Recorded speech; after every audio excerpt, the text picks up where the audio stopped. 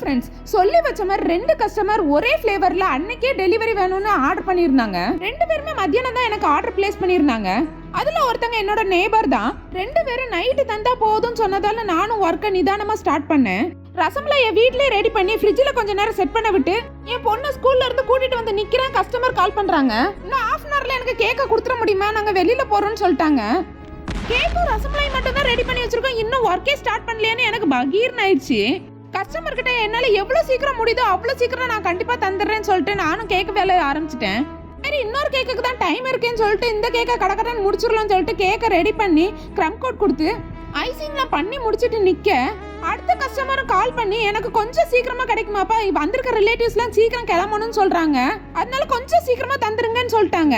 அட என்னடா சோதனை இதுன்னு சொல்லிட்டு என்னால முடிஞ்ச அளவுக்கு கடக்கடான கேக்கை ரெடி பண்ணி கஸ்டமர்ஸ் 2 பேர்கிட்டயும் ஹேண்ட் ஓவர் பண்ணிட்டேன். இந்த 2 கேக்ல எது கியூட்டா இருக்குன்னு கமெண்ட்ல சொல்லுங்க.